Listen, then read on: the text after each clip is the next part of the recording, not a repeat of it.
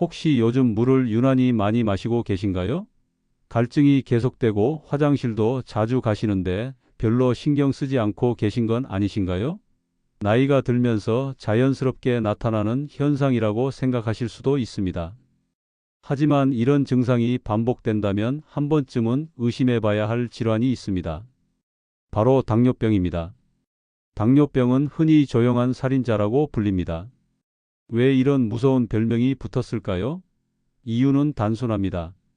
증상이 거의 없거나 너무 미미해서 대부분의 사람들이 자신이 당뇨병 환자라는 사실조차 모르고 지나가기 때문입니다.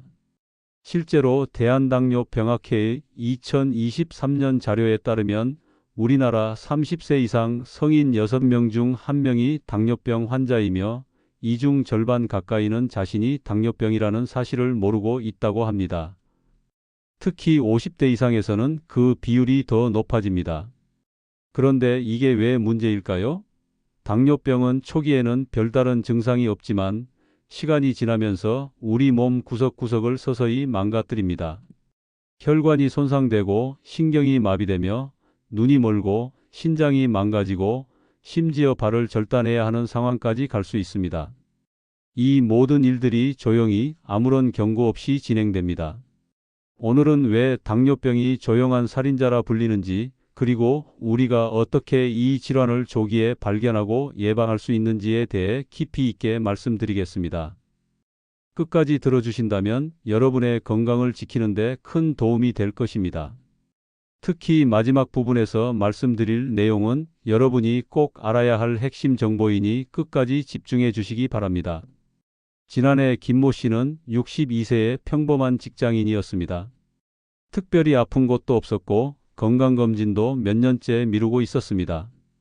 다만 최근 몇 달 동안 조금 이상한 증상들이 있었습니다. 물을 자주 마시게 되고 소변을 자주 보게 됐습니다. 그런데 이런 증상들이 그렇게 심각하게 느껴지지 않았습니다. 여름이라 더워서 물을 많이 마시는 거라고 생각했고 나이가 들면서 방광이 약해진 거라고 넘겼습니다. 그러던 어느 날 갑자기 시야가 흐려지기 시작했습니다. 처음에는 눈이 피곤한 줄 알았지만 점점 더 심해져서 결국 병원을 찾았습니다. 검사 결과는 충격적이었습니다. 공복 혈당이 240mg/dl, 당화 혈색소는 10.5%였습니다. 정상 수치가 공복 혈당 100mg/dl 미만, 당화 혈색소 5.7% 미만이라는 점을 생각하면 매우 높은 수치였습니다. 더 큰 문제는 이미 당뇨병성 망막증이 진행되고 있었다는 것입니다. 의사는 김모 씨에게 최소 5년 이상 당뇨병이 진행됐을 것으로 추정된다고 말했습니다. 김모 씨는 믿을 수 없었습니다. 5년 동안 자신이 당뇨병 환자였다는 사실을 전혀 몰랐던 것입니다. 그동안 혈당이 높은 상태가 지속되면서 온몸의 혈관과 신경이 서서히 손상되고 있었습니다. 이 사례는 결코 특별한 경우가 아닙니다. 실제로 많은 당뇨병 환자들이 이런 식으로 진단받습니다. 국제당뇨병연맹의 2021년 보고서에 따르면 전 세계적으로 약 2억 3천만 명의 당뇨병 환자가 자신이 당뇨병이라는 사실을 모르고 있다고 합니다. 우리나라도 예외가 아닙니다. 건강보험심사평가원 자료를 보면 2022년 기준 당뇨병으로 진료받은 환자가 약 380만 명인데 실제 당뇨병 환자는 이보다 훨씬 많을 것으로 추정됩니다. 왜 이런 일이 벌어질까요? 그 이유를 지금부터 하나씩 살펴보겠습니다. 당뇨병이 조용한 살인자라 불리는 첫 번째 이유는 초기 증상이 거의 없거나 매우 애매하기 때문입니다. 많은 분들이 당뇨병 하면 떠올리는 증상들이 있습니다. 물을 많이 마신다, 소변을 자주 본다, 체중이 감소한다, 피로감이 심하다 같은 증상들입니다. 하지만 이런 증상들은 혈당이 상당히 높아진 후에야 나타납니다. 초기 당뇨병 환자들은 대부분 아무런 증상을 느끼지 못합니다. 혈당이 조금씩 올라가는 과정은 너무나 서서히 진행되기 때문에 우리 몸이 적응해 버립니다. 예를 들어 공복 혈당이 정상 범위인 90mg/dl에서 110mg/dl로 올라가도 대부분의 사람들은 아무것도 느끼지 못합니다. 120mg DL, 130mg DL로 올라가도 마찬가지입니다. 심지어 150mg DL까지 올라가도 특별한 증상이 없는 경우가 많습니다. 그러나 이미 2단계에서는 혈관 손상이 시작되고 있습니다. 미국 당뇨병학회의 연구에 따르면 공복 혈당이 126mg DL 이상일 때 당뇨병으로 진단하지만 실제로는 100에서 125mg DL 사이인 공복 혈당 장애 단계에서도 이미 심혈관 질환의 위험이 증가한다고 합니다. 그렇다면 왜 우리 몸은 혈당이 높아지는 것을 감지하지 못할까요? 이것은 우리 몸의 적응 메커니즘과 관련이 있습니다. 혈당이 서서히 올라가면 우리 몸은 그 상태를 정상으로 인식하게 됩니다. 마치 시끄러운 환경에 계속 있으면 소음에 익숙해지는 것과 비슷합니다. 그래서 혈당이 200mg DL, 심지어 300mg DL까지 올라가도 일상생활을 하는데 큰 불편함을 느끼지 못하는 사람들도 있습니다. 하지만 이때 이미 우리 몸속에서는 심각한 손상이 진행되고 있습니다. 이런 점 때문에 당뇨병은 증상이 나타날 때는 이미 늦었다는 말이 나올 정도입니다. 실제로 당뇨병으로 처음 진단받는 환자의 약 30에서 40%는 이미 합병증이 시작된 상태라고 합니다.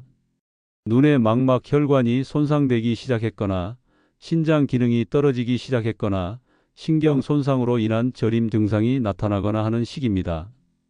이게 바로 당뇨병이 무서운 이유입니다. 증상이 없다고 해서 안전한 것이 아니라 증상이 없는 사이에 우리 몸이 망가지고 있는 것입니다. 여러분은 혹시 최근에 건강검진을 받으셨나요? 혈당 검사 결과를 확인해 보셨나요? 만약 공복 혈당이 100mg DL을 넘는다면 혹은 당화 혈색소가 5.7% 이상이라면 주의 깊게 관찰해야 합니다. 이 수치들은 아직 당뇨병은 아니지만 전당뇨병 단계로 방치하면 5년 내에 약 70%가 당뇨병으로 진행된다는 연구 결과가 있습니다. 하지만 2단계에서도 대부분의 사람들은 아무런 증상을 느끼지 못합니다. 그렇기 때문에 정기적인 검진이 얼마나 중요한지 아무리 강조해도 지나치지 않습니다. 조용한 살인자의 두 번째 특징은 합병증이 진행되는 방식입니다. 당뇨병 자체보다 더 무서운 것이 바로 당뇨병 합병증입니다. 높은 혈당은 우리 몸의 혈관과 신경을 서서히 손상시킵니다. 이 과정 역시 조용히 증상 없이 진행됩니다. 그러다가 어느 순간 갑자기 심각한 문제로 나타납니다. 시력을 잃거나 신장이 망가져 투석을 해야 하거나 심근경색이나 뇌졸중이 발생하거나 발이 썩어서 절단해야 하는 상황에 이르는 것입니다. 대한당뇨병학회의 통계를 보면 당뇨병 환자의 합병증 발생률이 얼마나 높은지 알 수 있습니다. 당뇨병 환자의 약 35%가 당뇨병성 신증을 앓고 있으며 이 중 일부는 말기 신부전으로 진행해 투석이나 신장 이식이 필요합니다. 당뇨병성 망막증은 당뇨병 환자의 약 28%에서 발견되며 실명의 주요 원인 중 하나입니다. 당뇨병성 신경병증은 더 흔해서 환자의 50% 이상에서 나타납니다. 발의 감각이 떨어져 작은 상처도 느끼지 못하고 그 상처가 감염되어 괴사로 이어지는 경우가 많습니다. 그런데 이런 합병증들이 언제부터 시작되는지 아시나요? 놀랍게도 당뇨병 진단을 받기 훨씬 전부터 시작됩니다. 영국의 대규모 연구인 UKPDS 연구에 따르면 제2형 당뇨병 환자의 경우 실제 진단 시점보다 평균 4에서 7년 전부터 혈당이 올라가기 시작하며 이 기간 동안 이미 합병증이 진행된다고 합니다. 즉, 우리가 당뇨병이라는 진단을 받기 전 몇 년 동안 이미 우리 몸은 손상되고 있었던 것입니다. 앞서 말씀드린 김모 씨의 사례가 바로 이런 경우입니다. 진단받았을 때 이미 망막증이 있었다는 것은 최소 몇 년 전부터 혈당이 높았다는 의미입니다. 왜 이런 일이 벌어질까요? 높은 혈당이 우리 몸에 미치는 영향을 이해하면 답을 찾을 수 있습니다. 혈당이 높으면 혈액이 끈적끈적해집니다. 이렇게 끈적한 혈액은 작은 혈관부터 서서히 손상시킵니다. 특히 눈의 망막, 신장의 사구체, 손발 끝의 말초 신경 같은 곳은 아주 가느다란 혈관으로 이루어져 있어서 손상을 받기 쉽습니다. 또한 높은 혈당은 염증 반응을 증가시키고 산화 스트레스를 유발하며 혈관 내피세포를 손상시킵니다. 이 모든 과정이 증상 없이 진행됩니다. 더 큰 문제는 이런 손상이 축적된다는 점입니다. 한번 손상된 혈관이나 신경은 쉽게 회복되지 않습니다. 혈당 조절을 시작해도 이미 진행된 손상을 완전히 되돌리기는 어렵습니다. 그래서 조기 발견과 조기 치료가 그토록 강조되는 것입니다. 혈당이 조금만 올라가기 시작했을 때부터 관리를 시작한다면 합병증을 예방하거나 최소화할 수 있습니다. 하지만 증상이 나타날 때까지 기다린다면 이미 상당한 손상이 진행된 상태일 가능성이 높습니다. 혹시 여러분 중에 나는 아직 젊으니까 괜찮아, 증상도 없는데 뭐가 문제야 라고 생각하시는 분이 계신가요? 이것이 바로 당뇨병이 조용한 살인자인 이유입니다. 증상이 없다고 해서 안전한 것이 아닙니다. 지금 이 순간에도 높은 혈당이 여러분의 혈관과 신경을 조용히 손상시키고 있을 수 있습니다. 그리고 그 손상이 일정 수준을 넘어서면 돌이킬 수 없는 합병증으로 이어집니다. 이것이 우리가 당뇨병을 두려워해야 하는 진짜 이유입니다. 당뇨병의 세 번째 무서운 점은 바로 심혈관 질환과의 관계입니다. 많은 분들이 당뇨병 하면 혈당 관리만 생각하시는데 사실 당뇨병 환자가 가장 조심해야 할 것은 심근경색과 뇌졸중입니다. 대한당뇨병학회의 자료에 따르면 당뇨병 환자는 일반인에 비해 심혈관 질환 발생 위험이 2에서 4배 높으며 당뇨병 환자의 사망 원인 중 약 50%가 심혈관 질환입니다. 더 충격적인 사실은 이런 심혈관 질환 역시 증상 없이 진행된다는 점입니다. 혈당이 높으면 혈관벽에 콜레스테롤이 쌓이는 동맥경화가 빠르게 진행됩니다. 당뇨병 환자는 혈당이 정상인 사람보다 동맥경화 진행 속도가 2~3배 빠르다는 연구 결과가 있습니다. 문제는 동맥경화 역시 상당히 진행될 때까지 아무런 증상이 없다는 것입니다. 혈관이 70에서 80% 정도 막힐 때까지도 증상을 느끼지 못하는 경우가 많습니다. 그러다가 갑자기 심근경색이나 뇌졸중으로 쓰러지게 됩니다. 이것이 바로 조용한 살인자의 가장 무서운 모습입니다. 실제 사례를 하나 더 말씀드리겠습니다. 58세 박모 씨는 2년 전 당뇨병 진단을 받았습니다. 혈당은 약으로 잘 조절되고 있었고 특별한 불편함도 없었습니다. 그런데 어느 날 갑자기 가슴 통증을 느끼고 쓰러졌습니다. 응급실로 실려가 검사한 결과 급성 심근경색이었습니다. 다행히 빠른 치료로 생명은 건졌지만 심장 기능이 많이 손상된 상태였습니다. 의사는 박모 씨에게 혈관이 이미 상당 부분 막혀 있었다고 설명했습니다. 당뇨병 진단을 받기 전부터 동맥경화가 진행되고 있었던 것입니다. 이런 일은 언제든 여러분에게도 일어날 수 있습니다. 당뇨병이 있으면서 특별한 증상이 없다고 안심하면 안 됩니다. 지금 이 순간에도 여러분의 혈관은 조용히 막혀가고 있을 수 있습니다.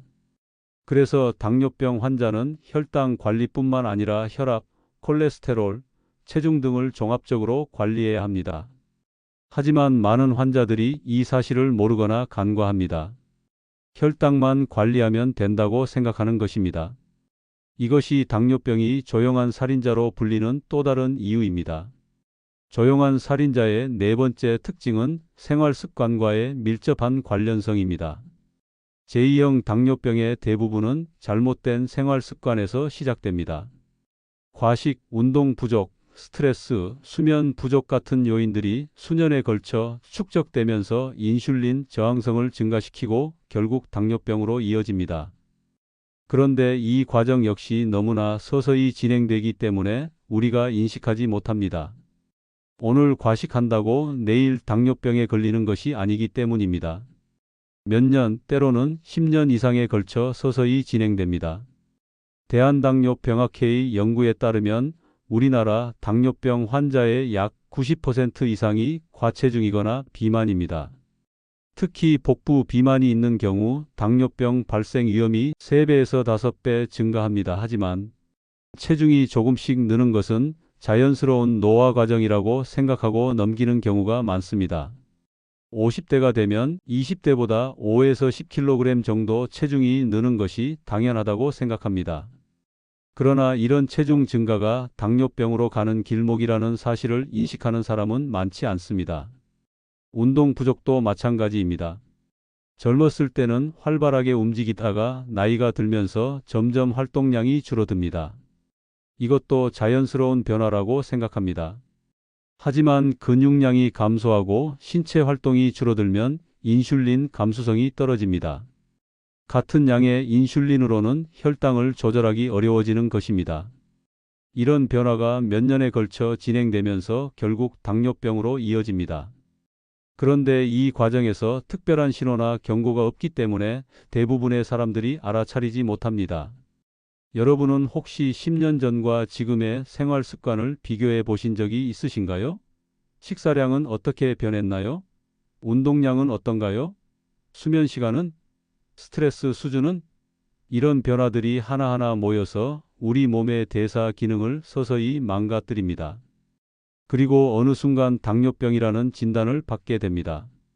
하지만 그 진단을 받기 훨씬 전부터 문제는 시작되고 있었던 것입니다.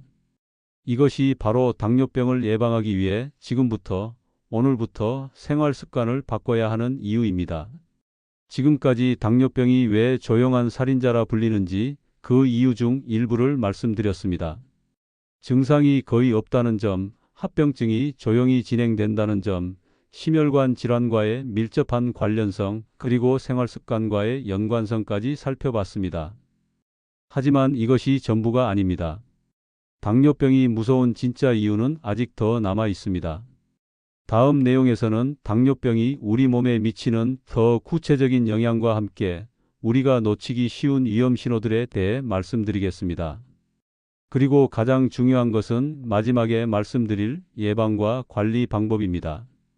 여러분이 지금부터 실천할 수 있는 구체적인 방법들을 준비했으니 끝까지 집중해 주시기 바랍니다. 그렇다면 당뇨병이 우리 몸에 미치는 영향을 좀 더 구체적으로 살펴볼까요?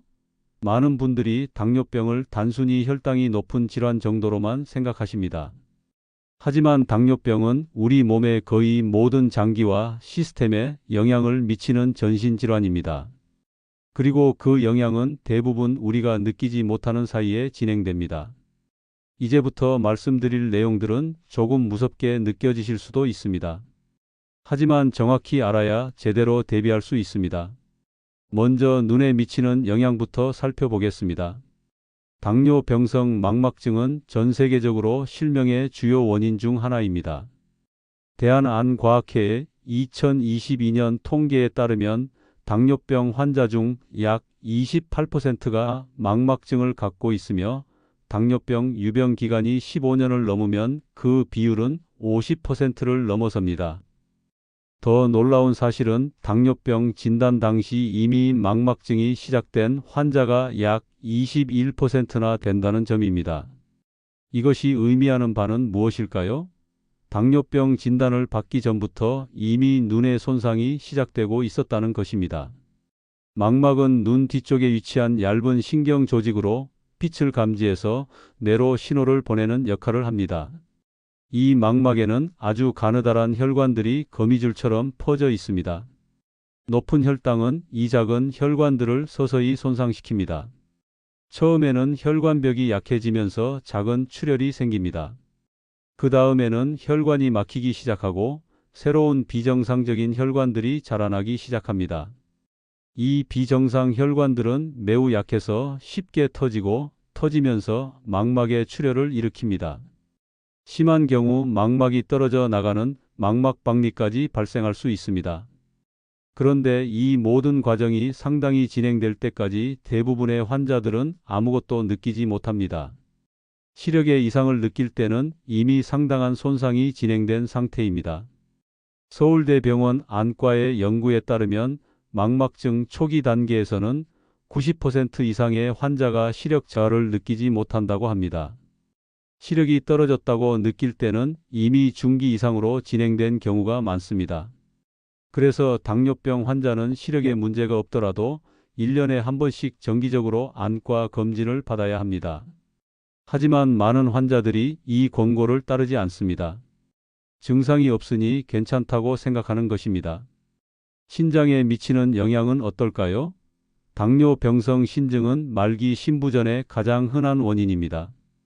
대한신장학회의 자료를 보면 우리나라에서 투석을 받는 환자의 약 47%가 당뇨병이 원인입니다. 신장은 우리 몸의 노폐물을 걸러내는 필터 역할을 합니다. 신장에는 사구체라고 하는 작은 역과 장치가 약 100만 개 정도 있는데 각 사구체는 아주 가느다란 혈관 다발로 이루어져 있습니다. 높은 혈당은 이 미세한 혈관들을 손상시킵니다. 초기에는 사구체의 역과 기능이 조금씩 떨어집니다. 이 단계에서는 소변으로 단백질이 조금씩 빠져나가기 시작하지만 환자는 전혀 느끼지 못합니다. 혈액 검사나 소변 검사를 해야만 발견할 수 있습니다. 그 다음 단계에서는 사구체 손상이 더 진행되면서 신장 기능이 점점 떨어집니다. 노폐물이 제대로 걸러지지 않아 혈액에 쌓이기 시작합니다. 그러나 2단계에서도 대부분의 환자는 특별한 증상을 느끼지 못합니다. 신장 기능이 정상의 50% 이하로 떨어져도 증상이 없는 경우가 많습니다. 증상을 느끼기 시작할 때는 신장 기능이 정상의 20에서 30% 이하로 떨어졌을 때입니다.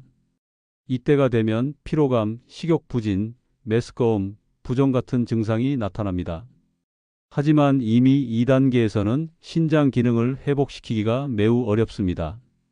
결국 투석이나 신장 이식이 필요한 상태로 진행됩니다. 삼성서울병원의 연구에 따르면 당뇨병성 신증 환자가 투석을 시작하기까지 평균 7에서 10년의 시간이 걸리는데 이 기간 대부분 동안 환자는 자신의 신장이 서서히 망가지고 있다는 사실을 모릅니다.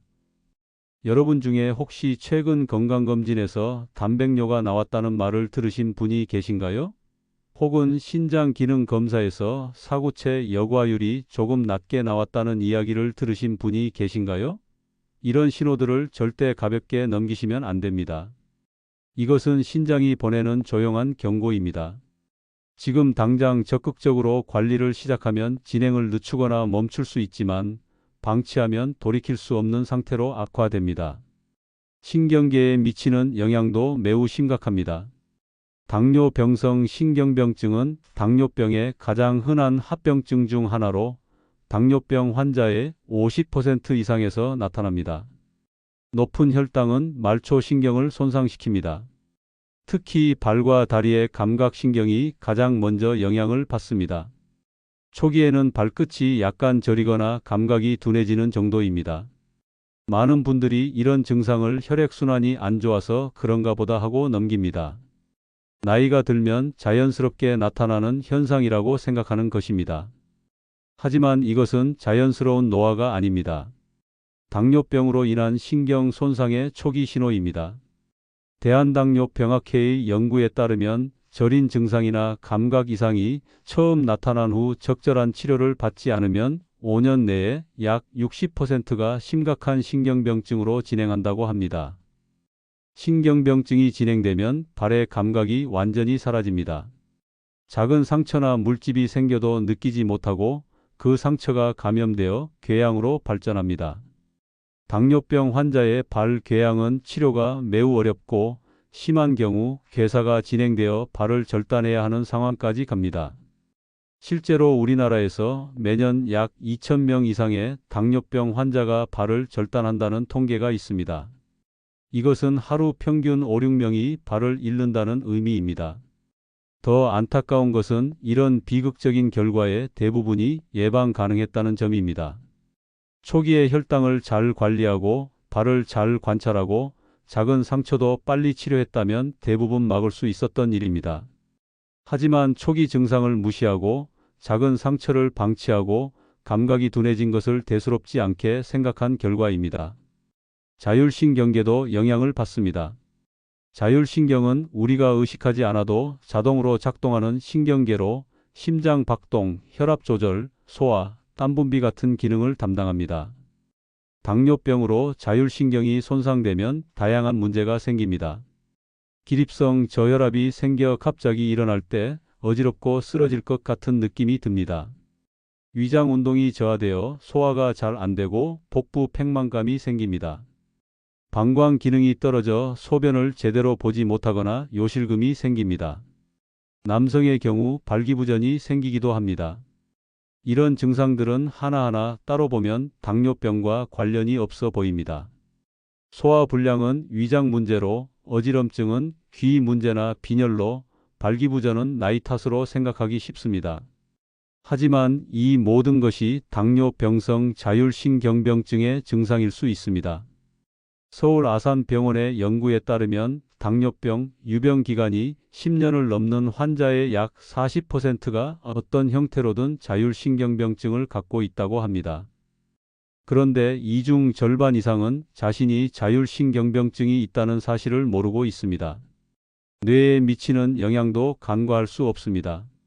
최근 연구들에 따르면 당뇨병은 인지 기능 저하와 치매의 위험을 크게 증가시킵니다. 국제 알츠하이머 협회의 2020년 보고서를 보면 당뇨병 환자는 일반인에 비해 알츠하이머병 발생 위험이 1.5에서 2배, 혈관성 치매 발생 위험은 2~3배 높다고 합니다. 높은 혈당이 뇌의 미세 혈관을 손상시키고 염증을 증가시키며 신경세포의 기능을 떨어뜨리기 때문입니다. 그런데 이런 뇌 기능의 변화 역시 매우 서서히 진행됩니다. 처음에는 기억력이 조금 떨어지는 정도입니다. 물건을 어디 뒀는지 잊어버리거나 사람 이름이 잘 생각나지 않거나 약속을 깜빡하는 일이 조금씩 늘어납니다. 대부분의 사람들은 이런 변화를 자연스러운 노화 현상으로 받아들입니다. 나이가 들면 기억력이 떨어지는 게 당연하다고 생각하는 것입니다. 하지만 당뇨병 환자의 경우 이것이 단순한 노화가 아닐 수 있습니다. 서울대병원 신경과의 10년 추적 연구를 보면 혈당 조절이 잘 안 되는 당뇨병 환자는 정상인에 비해 인지 기능 저하 속도가 약 1.5배 빠르다고 합니다. 그리고 이런 변화는 당뇨병 진단 초기부터 시작된다고 합니다. 즉, 우리가 당뇨병 환자가 되는 순간부터 우리의 뇌도 조용히 영향을 받기 시작하는 것입니다. 증상을 느낄 때는 이미 상당한 변화가 진행된 후입니다. 이것이 바로 당뇨병을 조기에 발견하고 적극적으로 관리해야 하는 또 다른 이유입니다. 여러분은 혹시 최근에 기억력이 예전만 못하다고 느끼신 적이 있으신가요? 집중력이 떨어지거나 판단력이 흐려진 것 같다는 생각이 드신 적이 있으신가요? 만약 당뇨병이 있거나 혈당이 높은 편이라면 이런 변화를 가볍게 넘기지 마시고 전문가와 상담해 보시기 바랍니다. 조기에 적극적으로 혈당을 관리하면 인지 기능 저하를 늦추거나 막을 수 있습니다. 심장과 혈관에 미치는 영향은 앞서 간단히 언급했지만 좀 더 자세히 살펴볼 필요가 있습니다. 당뇨병은 심혈관계 전체에 광범위한 영향을 미칩니다. 대한심장학회의 통계에 따르면 당뇨병 환자는 일반인에 비해 관상동맥질환 발생 위험이 2배에서 4배, 심부전 발생 위험이 2배에서 5배 높습니다. 더 심각한 것은 당뇨병 환자가 심근경색을 겪었을 때 사망률이 일반인보다 훨씬 높다는 점입니다. 같은 크기의 심근경색이라도 당뇨병 환자의 사망률은 약 1.5에서 2배 높습니다. 왜 이런 일이 벌어질까요? 높은 혈당은 여러 메커니즘을 통해 혈관을 손상시킵니다. 혈관 내피세포의 기능이 떨어지고 염증 반응이 증가하며 혈전이 잘 생기게 됩니다. 또한 당뇨병 환자는 동맥경화가 더 빠르게 진행되고 혈관이 여러 곳에서 동시에 막히는 경향이 있습니다. 그래서 치료가 더 어렵고 예후도 좋지 않습니다.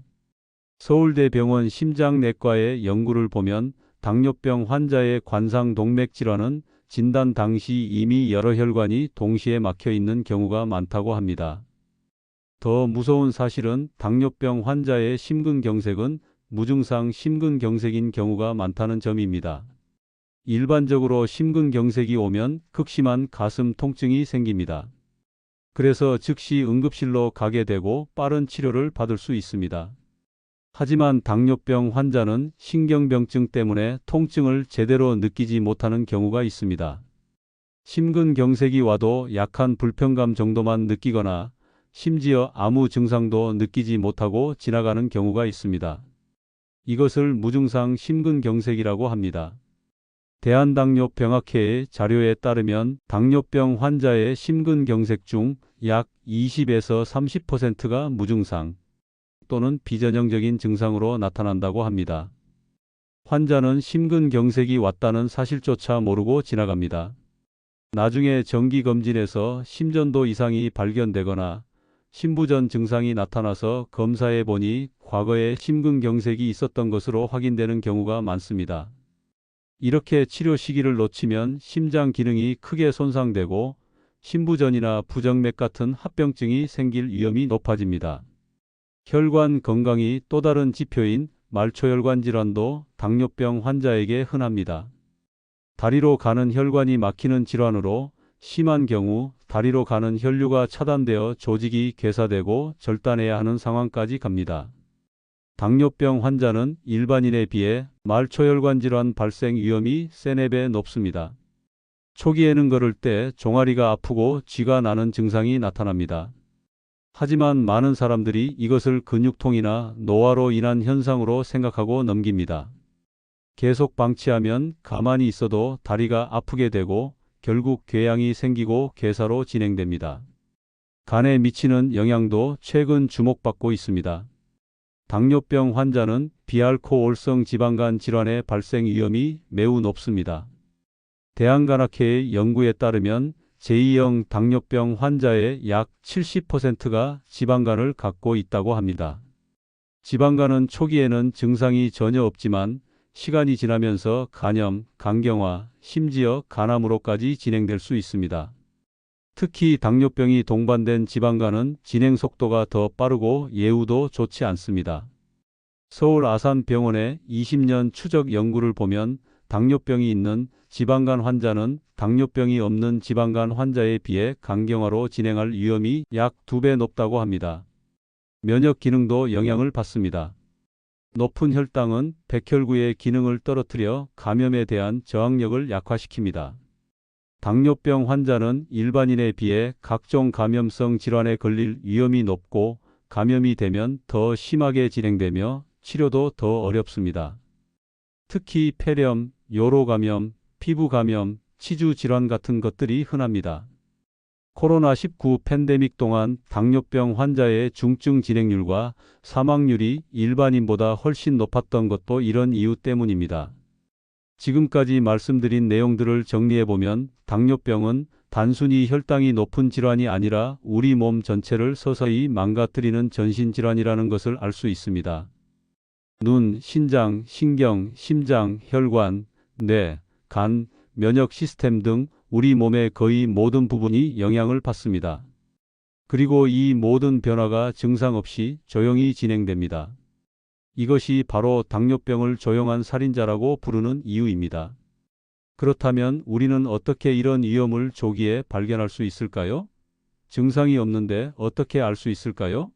여기서 중요한 것이 바로 위험 신호를 알아차리는 것입니다.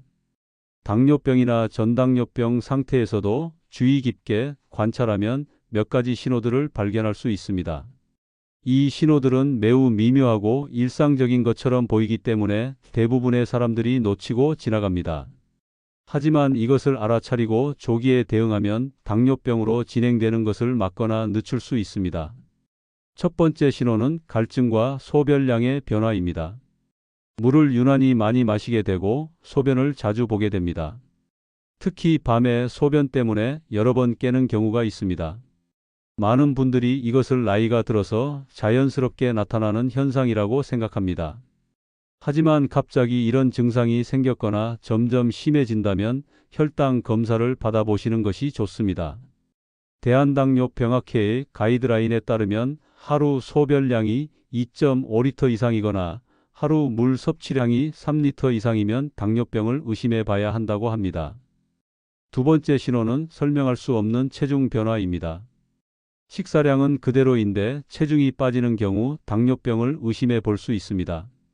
혈당이 높으면 우리 몸의 세포들이 포도당을 제대로 이용하지 못해서 에너지 부족 상태가 됩니다.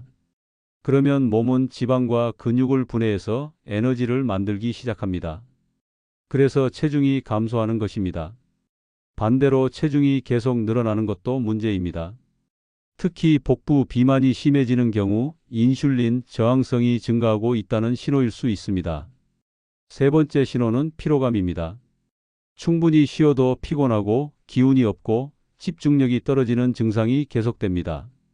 이것 역시 세포들이 포도당을 제대로 이용하지 못해서 에너지 부족 상태가 되기 때문입니다. 하지만 대부분의 사람들은 이런 피로감을 스트레스나 과로 때문이라고 생각합니다. 나이가 들어서 체력이 떨어진 거라고 생각하기도 합니다. 서울대병원의 연구에 따르면 만성 피로를 호소하는 환자의 약 15%에서 당뇨병이나 전당뇨병이 발견된다고 합니다. 네 번째 신호는 시야의 변화입니다.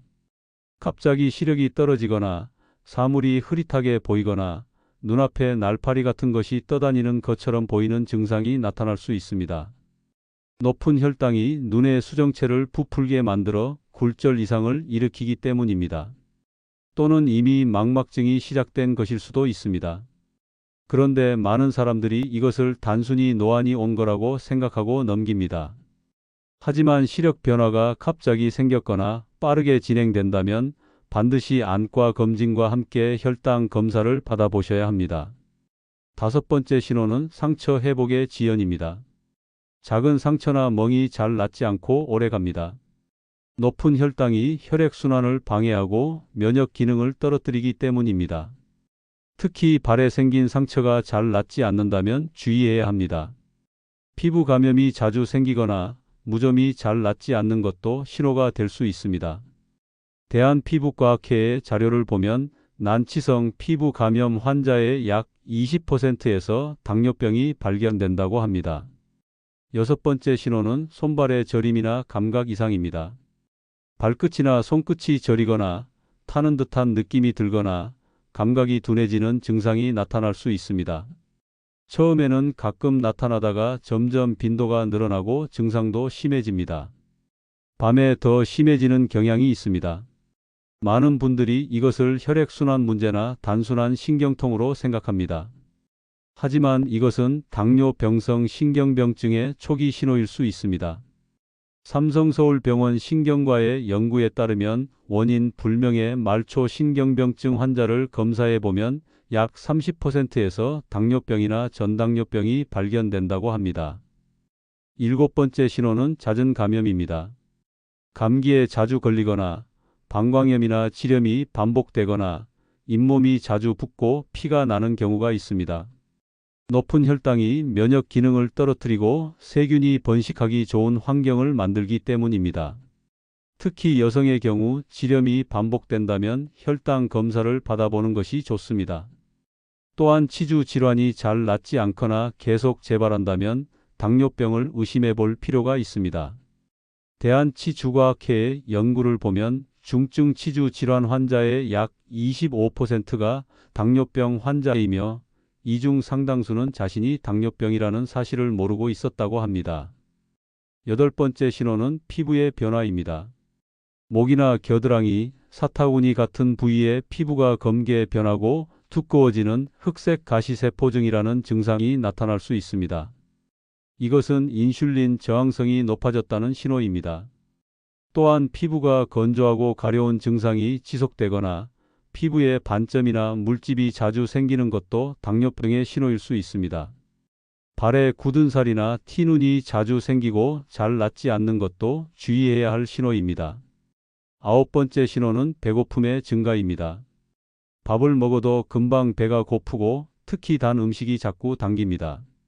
혈당이 높아도 세포 안으로 포도당이 제대로 들어가지 못하면 몸은 에너지 부족 상태로 인식합니다. 그래서 계속 배고픔을 느끼게 되는 것입니다. 하지만 많은 사람들이 이것을 단순히 식욕이 좋은 거라고 생각하거나 스트레스성 폭식이라고 생각합니다. 실제로는 혈당 조절 이상의 신호일 수 있습니다. 10번째 신호는 성기능의 변화입니다.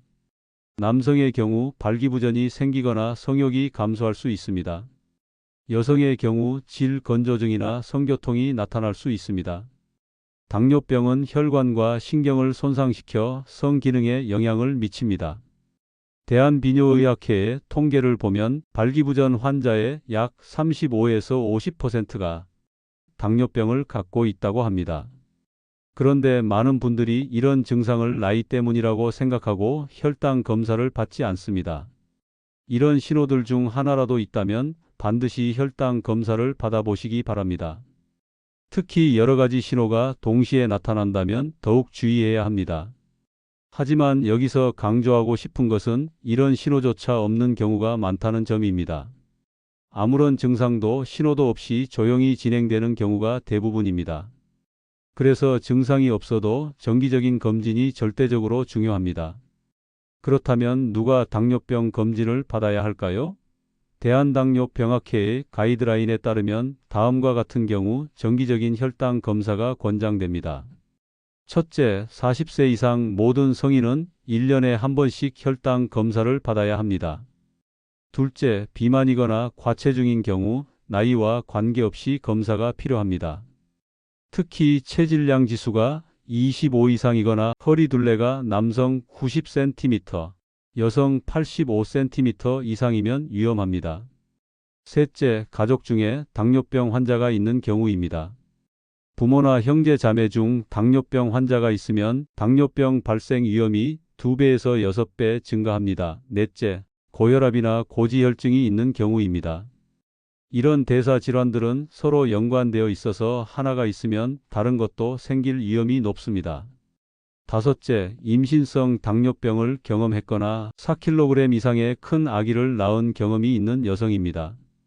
임신성 당뇨병을 겪은 여성의 약 50%가 10년 내에 제2형 당뇨병으로 진행한다는 연구 결과가 있습니다. 여섯째, 다낭성난 소증후군 같은 호르몬 질환이 있는 경우입니다. 일곱째, 운동을 거의 하지 않는 경우입니다.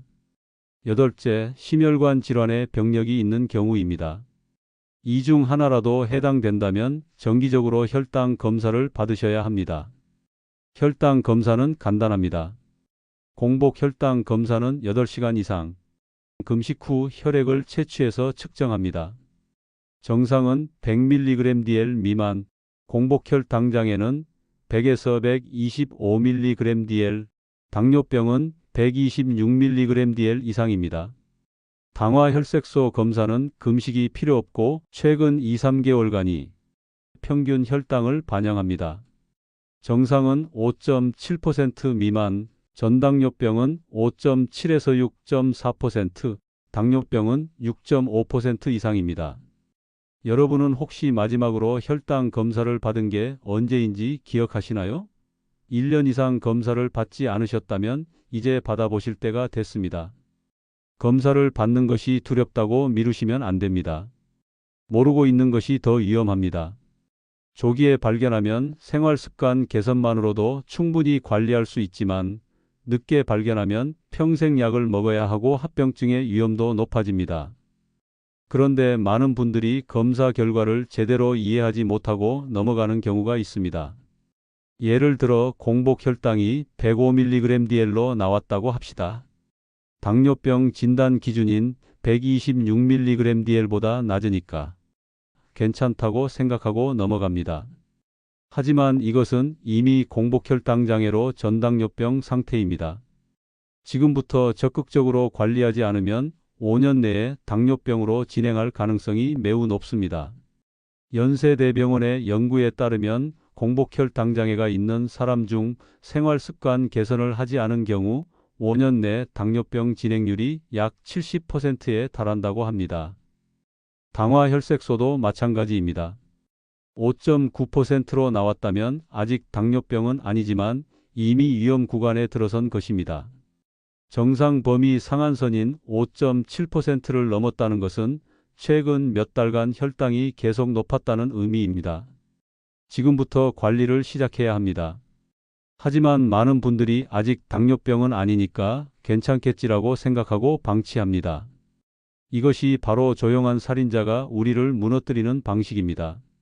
초기의 경고 신호를 무시하게 만들고 증상이 없으니 괜찮다고 착각하게 만들고 결국 돌이킬 수 없는 상태가 되어서야 알아차리게 만듭니다. 지금까지 당뇨병이 우리 몸에 미치는 다양한 영향과 조기 발견을 위해 알아야 할 위험 신호들에 대해 말씀드렸습니다. 당뇨병은 단순히 혈당이 높은 질환이 아니라 우리 몸 전체를 서서히 망가뜨리는 무서운 질환입니다. 그리고 그 과정 대부분이 증상 없이 조용히 진행됩니다. 눈, 신장, 신경, 심장, 혈관, 뇌, 간 등 거의 모든 장기가 영향을 받고 그 손상은 되돌리기 어렵습니다. 하지만 조기에 발견하고 적극적으로 관리하면 충분히 예방하고 조절할 수 있는 질환이기도 합니다. 다음 내용에서는 당뇨병의 예방과 관리에 대해 구체적으로 말씀드리겠습니다. 어떻게 하면 당뇨병을 예방할 수 있는지, 이미 전당뇨병 상태라면 어떻게 관리해야 하는지, 당뇨병 환자라면 어떻게 합병증을 막을 수 있는지에 대한 실질적인 방법들을 알려드리겠습니다. 특히 마지막 부분에서 말씀드릴 내용은 여러분의 건강을 지키는 데 결정적인 도움이 될 것입니다. 지금까지 들으신 무서운 이야기들이 여러분에게 일어나지 않도록 하는 구체적인 방법들입니다. 조금만 더 집중해 주시기 바랍니다. 그렇다면 이제 가장 중요한 이야기를 시작하겠습니다. 바로 예방과 관리입니다. 지금까지 들으신 무서운 이야기들이 여러분에게 일어나지 않도록 하려면 어떻게 해야 할까요? 많은 분들이 당뇨병은 유전이라서 어쩔 수 없다고 생각하십니다. 가족 중에 당뇨병 환자가 있으면 나도 결국 걸릴 거라고 체념합니다. 하지만 이것은 사실이 아닙니다. 제2형 당뇨병의 경우 유전적 요인은 약 30% 정도에 불과하고 나머지 70%는 생활 습관에 의해 결정됩니다. 즉, 우리의 선택과 노력으로 충분히 예방할 수 있다는 의미입니다. 핀란드에서 진행된 유명한 연구가 있습니다. 당뇨병 예방 연구라고 불리는 이 연구는 전당뇨병 상태인 사람들을 대상으로 진행됐습니다. 한 그룹은 생활습관 개선 프로그램에 참여했고 다른 그룹은 특별한 개입 없이 일반적인 건강 상담만 받았습니다. 생활습관 개선 그룹은 체중을 5% 이상 감량하고 하루 30분 이상 중등도 운동을 하고 지방 섭취를 줄이고 식이섬유 섭취를 늘리는 것을 목표로 했습니다. 3년 후 결과는 놀라웠습니다. 생활습관 개선 그룹은 당뇨병 발생률이 58%나 감소했습니다. 대조 그룹에서는 10명 중 3명이 당뇨병으로 진행했지만 생활습관 개선 그룹에서는 10명 중 1명만 당뇨병으로 진행한 것입니다. 더 놀라운 것은 이 연구의 장기 추적 결과입니다. 3년간의 집중 개입이 끝난 후에도 참가자들을 계속 추적 관찰했습니다. 10년 후에도 생활습관 개선 그룹의 당뇨병 발생률은 여전히 43% 낮았습니다. 한번 개선된 생활습관이 장기적으로 큰 효과를 발휘한 것입니다. 미국에서 진행된 당뇨병 예방 프로그램 연구도 비슷한 결과를 보였습니다. 생활습관 개선으로 당뇨병 발생을 58% 줄였으며 이것은 약물 치료보다 훨씬 효과적이었습니다. 약물 치료는 당뇨병 발생을 31% 줄이는 데 그쳤습니다. 이 연구들이 우리에게 알려주는 것은 명확합니다. 생활습관 개선은 당뇨병 예방에 가장 강력하고 효과적인 방법입니다. 그렇다면 구체적으로 어떤 생활습관을 개선해야 할까요? 첫 번째는 체중 관리입니다. 과체중이나 비만은 당뇨병의 가장 큰 위험 요인입니다.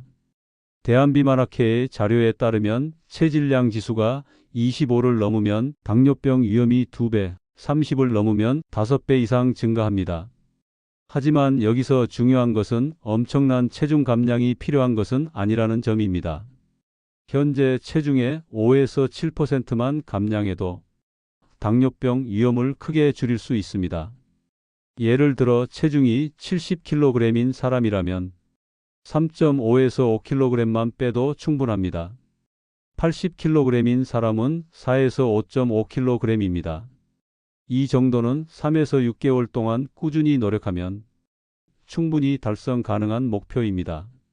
서울대병원의 연구를 보면 전당뇨병 환자가 6개월 동안 체중의 5%를 감량했을 때 인슐린 감수성이 약 40% 개선됐다고 합니다.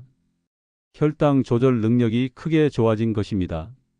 그런데 많은 분들이 체중 감량을 시도하다가 실패하고 포기합니다. 왜 그럴까요? 너무 급격하게 빼려고 하기 때문입니다. 한 달에 10kg씩 빼겠다는 목표는 비현실적이고 건강에도 해롭습니다. 건강한 체중 감량 속도는 한 달에 2-3kg 정도입니다. 천천히 꾸준히 빼는 것이 리바운드도 적고 장기적으로 유지하기도 쉽습니다. 연세대병원의 연구에 따르면 급격하게 체중을 감량한 사람은 1년 내 80% 이상이 원래 체중으로 돌아가지만 천천히 감량한 사람은 60% 이상이 감량한 체중을 유지했다고 합니다. 체중 감량의 핵심은 속도가 아니라 지속 가능성입니다. 그렇다면 어떻게 체중을 감량해야 할까요? 가장 기본은 역시 식사 조절입니다. 하지만 여기서도 극단적인 방법은 피해야 합니다. 하루 한 끼만 먹거나 특정 음식만 먹거나 탄수화물을 완전히 끊는 방법들은 단기적으로는 효과가 있어 보이지만 장기적으로 유지하기 어렵고 건강에도 좋지 않습니다. 대한영양학회에서 권장하는 건강한 식사 방법은 간단합니다. 하루 3끼를 규칙적으로 먹되 양을 조금씩 줄이는 것입니다. 한 끼에 먹던 밥을 3분의 2 정도로 줄이고 반찬도 조금씩 덜 먹습니다. 이것만으로도 하루 300에서 500칼로리를 줄일 수 있습니다. 음식의 종류도 중요합니다. 흰 쌀밥보다는 잡곡밥이나 현미밥이 좋습니다. 식이섬유가 풍부해서 혈당이 천천히 올라가기 때문입니다. 빵이나 면 종류도 흰 밀가루로 만든 것보다 통곡물로 만든 것이 좋습니다. 채소는 많이 먹을수록 좋습니다. 특히 녹색 잎채소는 칼로리는 낮으면서 영양소가 풍부하고 식이섬유도 많아서 당뇨병 예방에 매우 좋습니다. 하버드 대학의 20년 추적 연구를 보면 녹색 잎채소를 매일 먹는 사람은 거의 먹지 않는 사람에 비해 당뇨병 발생 위험이 14% 낮았다고 합니다. 과일도 좋지만 주의가 필요합니다. 과일에는 당분이 많기 때문에 너무 많이 먹으면 혈당이 올라갈 수 있습니다. 하루 1에서 2회, 한 번에 한 주먹 정도의 양이 적당합니다. 주스보다는 과일 자체를 먹는 것이 좋습니다. 주스는 식이섬유가 제거되어 혈당을 빠르게 올리기 때문입니다. 단백질은 충분히 섭취해야 합니다. 살코기, 생선, 달걀, 콩류 같은 양질의 단백질을 몇 끼 적절히 포함시킵니다. 단백질은 포만감을 주고 근육량을 유지하는 데 도움이 됩니다. 지방도 무조건 나쁜 것은 아닙니다. 좋은 지방을 적절히 섭취하는 것은 오히려 건강에 도움이 됩니다. 올리브유, 견과류 등 푸른 생선에 들어있는 불포화 지방산은 인슐린 감수성을 개선하는 효과가 있습니다. 서울 아산병원의 연구에 따르면 하루 한 줌의 견과류를 먹는 습관을 가진 사람은 그렇지 않은 사람보다 당뇨병 발생 위험이 21% 낮았다고 합니다. 반면 트랜스지방이나 포화지방은 최대한 줄여야 합니다. 튀김, 과자, 패스트푸드 같은 음식은 가급적 피하는 것이 좋습니다. 설탕이 들어간 음료는 당뇨병의 최대 적입니다. 탄산음료, 가당 커피, 과일 주스, 에너지 음료 같은 것들은 액체 형태의 설탕 덩어리라고 할 수 있습니다. 하버드 대학의 연구를 보면 설탕이 든 음료를 하루 한 캔 이상 마시는 사람은 거의 마시지 않는 사람에 비해 당뇨병 발생 위험이 26% 높았다고 합니다. 물이나 무가당 차로 대체하는 것이 가장 좋습니다. 커피를 마신다면 설탕과 시럽을 빼고 블랙으로 마시거나 우유만 조금 넣어서 마시는 것을 권장합니다. 식사 시간과 순서도 중요합니다. 규칙적인 시간에 식사하는 것이 혈당 조절에 도움이 됩니다. 또한 식사 순서를 바꾸는 것만으로도 효과를 볼 수 있습니다. 채소를 먼저 먹고 그 다음 단백질을 먹고 마지막에 탄수화물을 먹는 순서입니다. 이렇게 하면 식이섬유가 먼저 위를 채워서 포만감을 주고 탄수화물의 흡수 속도를 늦춰서 혈당 상승을 완만하게 만듭니다. 일본의 한 연구에서는 이런 식사 순서만 바꿔도 식후 혈당이 평균 20에서 30mg/dl 낮아졌다고 보고했습니다. 두 번째 중요한 것은 운동입니다. 운동은 당뇨병 예방과 관리에 있어서 식사 조절만큼이나 중요합니다. 운동이 왜 중요할까요? 운동을 하면 근육이 포도당을 소비합니다. 인슐린 없이도 포도당을 세포 안으로 끌어들일 수 있습니다. 또한 규칙적인 운동은 인슐린 감수성을 개선시킵니다. 같은 양의 인슐린으로도 더 효과적으로 혈당을 조절할 수 있게 되는 것입니다. 대한당뇨병학회의 가이드라인에 따르면 일주일에 최소 150분 이상의 중등도 유산소 운동이 권장됩니다. 중등도 운동이란 숨이 약간 차지만 대화는 할 수 있는 정도의 강도입니다. 빠르게 걷기, 자전거 타기, 수영, 가벼운 등산 같은 것들이 여기 해당합니다. 일주일에 150분이면 하루 평균 20에서 30분 정도입니다. 이 정도는 누구나 시간을 낼 수 있는 양입니다. 한 번에 30분을 하기 어렵다면 10분씩 3번으로 나눠서 해도 효과가 있습니다. 서울대병원의 연구에 따르면 하루 30분씩 일주일에 5일 걷기 운동을 한 전당뇨병 환자는 1년 후 당뇨병 진행률이 운동하지 않은 그룹보다 52% 낮았다고 합니다. 근력 운동도 중요합니다. 근육량이 많을수록 기초 대사량이 높아지고 혈당 조절이 잘 됩니다. 일주일에 2, 3회, 한 번에 20에서 30분 정도의 근력 운동을 하는 것이 좋습니다. 헬스장에 가서 무거운 기구를 들 필요는 없습니다. 집에서 할 수 있는 스쿼트, 런지, 팔굽혀펴기, 플랭크 같은 맨몸 운동으로도 충분합니다. 60세 이상이라면 밴드나 가벼운 아령을 이용한 운동도 좋습니다.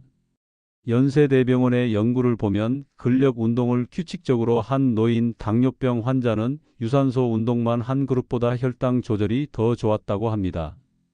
운동할 때 주의할 점도 있습니다. 갑자기 무리하게 시작하면 부상의 위험이 있습니다. 처음에는 가볍게 시작해서 점차 강도와 시간을 늘려가는 것이 좋습니다. 운동 전에는 가벼운 스트레칭으로 몸을 풀고 운동 후에도 정리 운동을 하는 것이 좋습니다. 혹시 관절이 안 좋거나 심장 질환이 있다면 의사와 상담 후 운동 계획을 세우는 것이 안전합니다. 이미 당뇨병 약을 복용 중이라면 운동 전후로 혈당을 체크하는 것이 좋습니다. 운동 중 저혈당이 올 수 있기 때문입니다. 세 번째로 중요한 것은 수면입니다. 많은 분들이 수면과 당뇨병의 관계를 잘 모르십니다. 하지만 최근 연구들은 수면 부족이 당뇨병 위험을 크게 증가시킨다는 것을 보여주고 있습니다.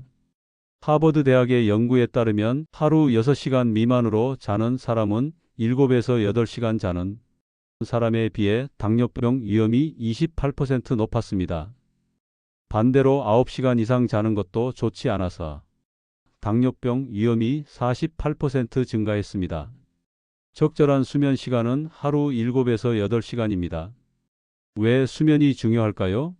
수면 부족은 스트레스 호르몬인 코르티솔을 증가시키고 인슐린 저항성을 높이며 식욕을 조절하는 호르몬의 균형을 깨뜨립니다.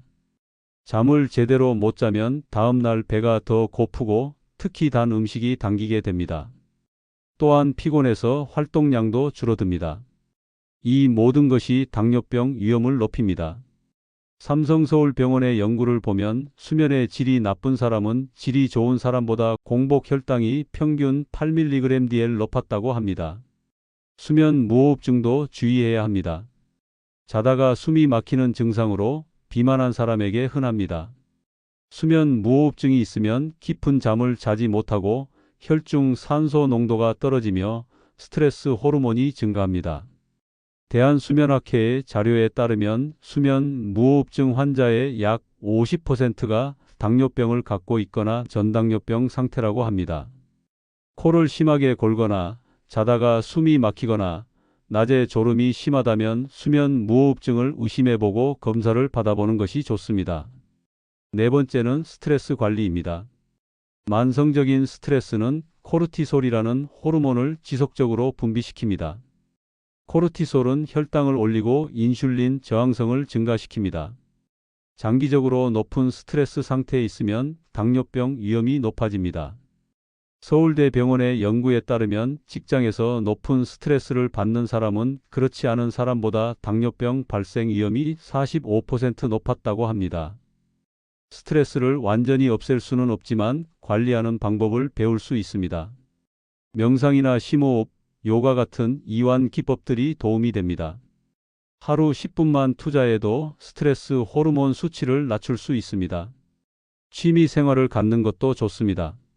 좋아하는 음악을 듣거나 책을 읽거나 정원 가꾸기 같은 활동들이 스트레스 해소에 도움이 됩니다. 사회적 관계도 중요합니다. 가족, 친구들과 좋은 관계를 유지하고 자주 만나서 이야기를 나누는 것만으로도 스트레스가 줄어듭니다. 연세대병원의 연구를 보면 사회적 관계가 풍부한 노인은 고립된 노인보다 당뇨병 위험이 32% 낮았다고 합니다. 다섯 번째는 금연입니다. 담배는 당뇨병의 명확한 위험 요인입니다. 대한금연학회의 자료에 따르면 흡연자는 비흡연자에 비해 당뇨병 발생 위험이 30에서 40% 높습니다. 하루 한 갑 이상 피우면 위험이 더 높아집니다. 니코틴이 인슐린 저항성을 증가시키고 염증을 유발하며 혈관을 손상시키기 때문입니다. 이미 당뇨병이 있는 사람이 담배를 피우면 합병증 위험이 더욱 높아집니다. 심혈관 질환, 신장 질환, 신경 손상 모두 흡연으로 악화됩니다. 좋은 소식은 금연하면 당뇨병 위험이 점차 감소한다는 것입니다. 금연 후 5년이 지나면 당뇨병 위험이 비흡연자 수준에 가까워집니다. 서울대병원의 연구를 보면 금연한 사람은 계속 흡연한 사람보다 10년 후 당뇨병 발생률이 43% 낮았다고 합니다. 금연이 어렵다면 전문가의 도움을 받는 것이 좋습니다. 보건소에서는 무료로 금연 상담과 금연 보조제를 제공합니다. 금연 성공률을 높이는 가장 좋은 방법은 전문가의 상담과 약물 치료를 병행하는 것입니다. 여섯 번째는 음주 조절입니다. 과도한 음주는 당뇨병 위험을 높입니다. 특히 폭음은 매우 위험합니다. 알코올은 간에서 포도당 생성을 방해하고 췌장을 손상시키며 체중 증가를 유발합니다. 대한간학회의 자료에 따르면 하루 소주 2병 이상을 마시는 사람은 당뇨병 위험이 43% 증가한다고 합니다. 하지만 소량의 음주는 오히려 당뇨병 위험을 약간 낮춘다는 연구도 있습니다. 하루 맥주 한 캔이나 와인 한 잔 정도의 적당한 음주는 괜찮을 수 있습니다. 핵심은 과음하지 않는 것입니다. 이미 당뇨병이 있다면 더욱 주의해야 합니다. 술을 마시면 혈당이 불안정해지고 특히 당뇨병 약을 복용 중이라면 저혈당 위험이 있습니다. 음주 후 수시간 동안 혈당이 떨어질 수 있기 때문에 매우 위험합니다. 당뇨병 환자가 술을 마신다면 반드시 음식과 함께 마시고 혈당을 자주 체크하고 과음은 절대 피해야 합니다. 가능하다면 금주하는 것이 가장 좋습니다. 지금까지 말씀드린 것들이 당뇨병을 예방하고 관리하는 핵심 생활 습관입니다. 체중 관리, 건강한 식사, 규칙적인 운동, 충분한 수면, 스트레스 관리, 금연, 절주입니다. 이 중 어느 하나도 소홀히 해서는 안 됩니다. 하지만 동시에 모든 것을 한 번에 바꾸려고 하면 부담스럽고 실패하기 쉽습니다. 하나씩 천천히 시작하는 것이 좋습니다. 예를 들어 이번 달은 걷기 운동을 시작하고 다음 달에는 식사량을 조절하고 그 다음 달에는 수면 습관을 개선하는 식으로 점진적으로 바꿔가는 것입니다. 여러분은 혹시 지금까지 들으신 내용 중에서 가장 먼저 실천해 볼 만한 것이 무엇인지 생각해 보셨나요? 가장 쉽게 시작할 수 있는 것부터 하나씩 실천해 보시기 바랍니다. 작은 변화가 모여서 큰 변화를 만듭니다. 오늘부터 시작하는 작은 실천이 10년 후 여러분의 건강을 지켜줄 것입니다. 마지막으로 이미 당뇨병 진단을 받으신 분들을 위한 이야기를 하겠습니다. 당뇨병 진단을 받으면 많은 분들이 절망합니다. 평생 약을 먹어야 한다는 생각에 좌절하고 합병증이 무서워서 두려워합니다. 하지만 여러분께 꼭 말씀드리고 싶은 것이 있습니다. 당뇨병은 충분히 관리할 수 있는 질환입니다. 적극적으로 잘 관리하면 합병증 없이 건강하게 오래 살 수 있습니다. 실제로 많은 당뇨병 환자들이 진단 후 오히려 더 건강한 생활을 하게 되면서 이전보다 건강해지는 경우도 많습니다. 당뇨병 관리의 핵심은 혈당을 목표 범위 내로 유지하는 것입니다. 대한당뇨병학회에서 권장하는 목표는 공복 혈당 80에서 130mg/dl, 식후 2시간 혈당 180mg/dl 미만, 당화혈색소 6.5% 미만입니다. 개인의 나이, 건강 상태, 합병증 유무에 따라 목표는 조금씩 달라질 수 있으니 담당 의사와 상의해서 자신에게 맞는 목표를 정하는 것이 좋습니다. 이 목표를 달성하기 위해서는 생활 습관 관리와 함께 약물 치료가 필요할 수 있습니다. 약물 치료에 대해 부정적인 인식을 가진 분들이 많습니다. 약을 먹으면 평생 먹어야 하고 약에 의존하게 되고 부작용이 있을 것이라고 걱정합니다. 하지만 현대의 당뇨병 약들은 매우 안전하고 효과적입니다. 부작용도 과거에 비해 훨씬 줄었습니다. 무엇보다 중요한 것은 약물 치료로 혈당을 잘 조절하면 합병증을 예방할 수 있다는 점입니다. 서울 아산병원의 연구를 보면 진단 초기부터 적극적으로 혈당을 조절한 환자는 느슨하게 관리한 환자보다 10년 후 합병증 발생률이 60% 이상 낮았다고 합니다. 약을 처방받았다면 의사의 지시대로 규칙적으로 복용하는 것이 중요합니다. 임의로 용량을 줄이거나 끊어서는 안 됩니다. 혈당이 잘 조절되는 것처럼 보여도 약을 중단하면 다시 올라갑니다. 생활 습관 개선으로 혈당이 많이 좋아졌다면 의사와 상담해서 약을 줄일 수 있는지 논의해 볼 수 있습니다. 실제로 체중 감량과 운동으로 약을 줄이거나 끊을 수 있는 경우도 있습니다. 하지만 이것은 반드시 의사의 판단하에 이루어져야 합니다. 혈당 자가 측정도 중요합니다. 당뇨병 약을 복용하거나 인슐린을 맞는다면 정기적으로 혈당을 체크해야 합니다. 혈당 측정기를 이용해서 공복 혈당, 식후 혈당을 확인하면 자신의 혈당 패턴을 알 수 있고 어떤 음식이나 활동이 혈당에 영향을 미치는지 파악할 수 있습니다. 연세대병원의 연구에 따르면 정기적으로 혈당을 자가 측정하는 환자는 그렇지 않은 환자보다 당화혈색소가 평균 0.5% 낮았다고 합니다. 이것은 합병증 위험을 크게 줄이는 차이입니다. 정기적인 검진도 절대 빠뜨려서는 안 됩니다. 3개월마다 당화혈색소 검사를 받고 1년에 한 번씩 눈 검사, 신장 기능 검사, 발 검사, 콜레스테롤 검사를 받아야 합니다. 이런 검사들을 통해 합병증을 조기에 발견하고 대응할 수 있습니다. 많은 환자들이 증상이 없으니까 검사를 미루는데 이것은 매우 위험한 생각입니다. 합병증은 증상이 나타나기 전에 발견해야 치료가 가능합니다. 증상이 생긴 후에는 이미 늦은 경우가 많습니다. 발 관리도 매우 중요합니다. 당뇨병 환자는 신경병증 때문에 발의 감각이 떨어지고 혈액순환이 나빠서 상처가 잘 낫지 않습니다. 작은 상처도 큰 문제로 발전할 수 있습니다. 매일 발을 꼼꼼히 관찰하고 작은 상처나 물집, 티눈, 굳은 살이 있는지 확인해야 합니다. 발을 깨끗이 씻고 잘 말리며 보습제를 발라 건조하지 않게 관리합니다. 발톱은 일자로 자르고 너무 짧게 자르지 않습니다.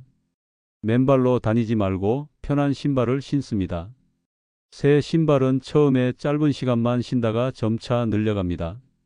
치아 관리도 중요합니다. 당뇨병 환자는 치주 질환이 흔하고 치주 질환은 혈당 조절을 더 어렵게 만듭니다. 악순환이 반복되는 것입니다. 하루 2번 이상 양치질하고 치실을 사용하며 6개월마다 치과 검진을 받는 것이 좋습니다. 잇몸에서 피가 나거나 붓거나 통증이 있으면 즉시 치과를 방문해야 합니다. 서울대 치과병원의 연구를 보면 치주 질환을 적극적으로 치료한 당뇨병 환자는 당화혈색소가 평균 0.4% 감소했다고 합니다. 저혈당에 대한 대비도 필요합니다. 당뇨병 약을 복용하거나 인슐린을 사용하면 혈당이 너무 낮아지는 저혈당이 올 수 있습니다. 저혈당 증상으로는 식은땀, 떨림, 어지러움, 두근거림, 배고픔, 짜증 같은 것들이 있습니다. 이런 증상이 나타나면 즉시 사탕이나 주스 같은 빠른 당분을 섭취해야 합니다.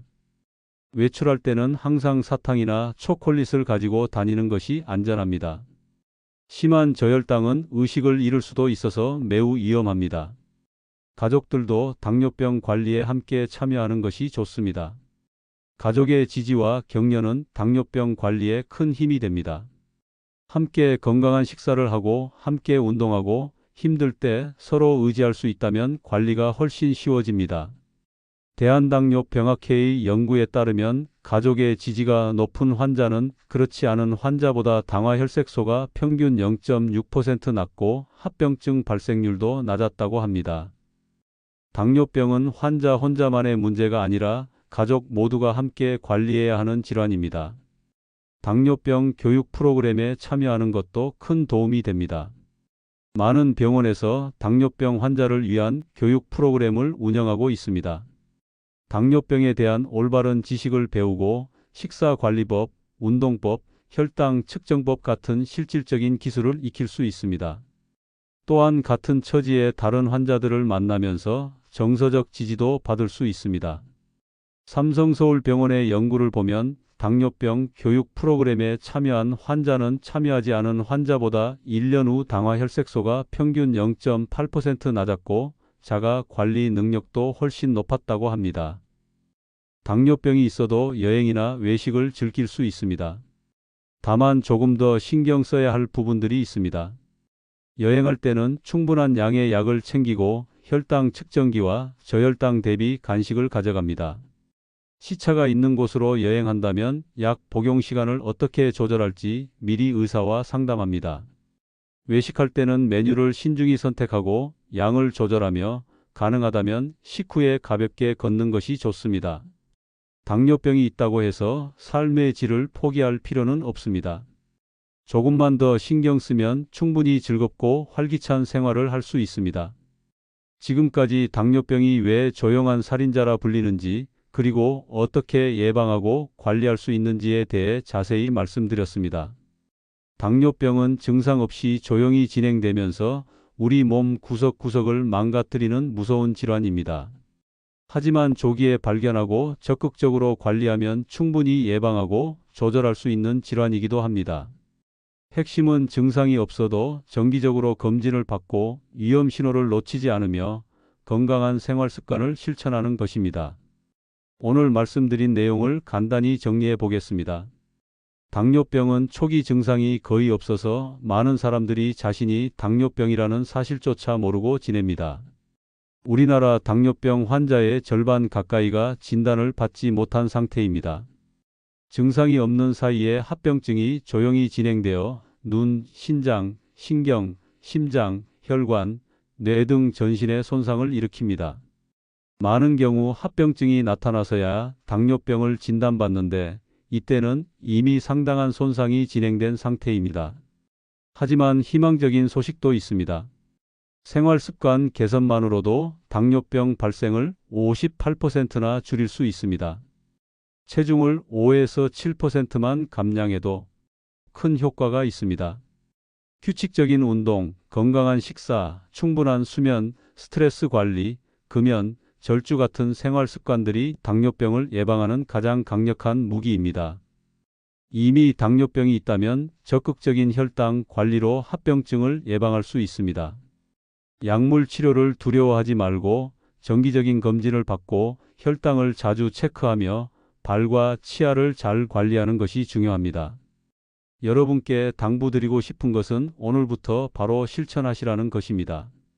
내일부터가 아니라 오늘부터입니다. 다음 주부터가 아니라 지금 당장입니다. 작은 변화라도 좋습니다. 오늘 저녁 식사량을 조금 줄여보세요. 내일 아침 10분만 일찍 일어나서 동네를 걷거나 간단한 스트레칭을 해보세요. 물 대신 마시던 탄산음료를 끊어보세요. 1년 넘게 미뤄왔던 건강검진 예약을 오늘 당장 해보세요. 이런 작은 실천들이 모여서 10년 후, 20년 후 여러분의 건강을 지켜줄 것입니다. 당뇨병은 조용한 살인자입니다. 하지만 우리가 경각심을 갖고 적극적으로 대응한다면 결코 두려운 질환이 아닙니다. 여러분의 건강은 여러분 스스로 지킬 수 있습니다.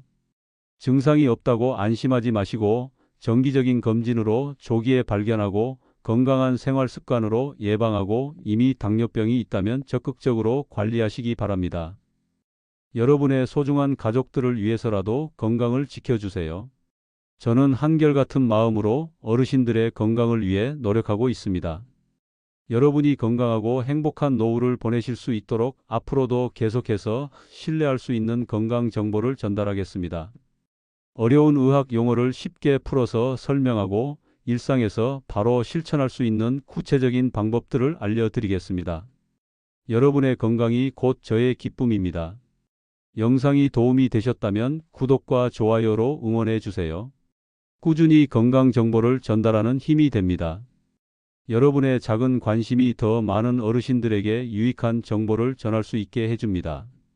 구독 버튼을 누르시면 새로운 건강 정보 영상이 올라올 때마다 알림을 받으실 수 있습니다. 좋아요는 이 영상이 더 많은 분들에게 도달할 수 있도록 도와줍니다.